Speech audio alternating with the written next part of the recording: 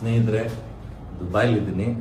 ದುಬೈಯಿಂದ ಅಜ್ಮಾನಿಗೆ ಬಂದಿದ್ದೀನಿ. ಕಾರಣ ಇಷ್ಟೇ, ನನ್ನ ತುಂಬಾ ದೊಡ್ಡ ಸಪೋರ್ಟರ್, ನನಗೆ ಸಪೋರ್ಟ್ ಮಾಡಿರ್ತಂತ ಒಂದು ಸಪೋರ್ಟರು ಸವಿತಾ ಡಿಸೋಜಾ ಅಂತ. ನನಗೆ ಅವ್ರ ಮಗು ಆಗಿದೆ, 7 ತಿಂಗಳು ಮಗು, ಹೆಣ್ಮಗು. ಸೊ ಒಂದು ಸಣ್ಣ ಗಿಫ್ಟ್ ತಗೊಂಡು ಅವ್ರನ್ನ ಮೀಟ್ ಮಾಡಕ್ ಹೊರಡ್ತಾ ಇದ್ದೀನಿ ಸ್ನೇಹಿತರೆ.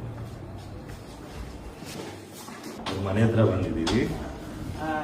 ನಮಸ್ತೆ. ನಾನು ಚೆನ್ನಾಗಿ, ತಾವೇಗಿದ್ದೀರಾ? ಹೋಗೋದ ಒಳಗಡೆ?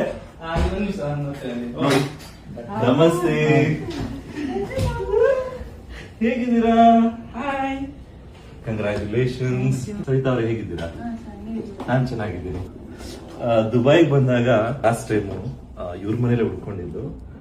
ನನಗೆ ಬಿಗ್ ಬಾಸ್ ಒಳಗಿದ್ದಾಗ ನಿಜ ಹೇಳ್ಬೇಕು, ತುಂಬಾ ಸಪೋರ್ಟ್ ಮಾಡಿದ್ದಾರೆ. ಇವ್ರ ಮನೇಲೆ ಉಳ್ಕೊಂಡಿದ್ದೆ ನಾನು, ಇವರ ಫ್ಯಾಮಿಲಿ, ಅವ್ರ ಹಸ್ಬೆಂಡ್ ಕೂಡ ಅಷ್ಟೇ. I am very grateful to that. ಮಗು ನೋಡಿ ಎಷ್ಟು ಕ್ಯೂಟ್ ಆಗಿದೆ.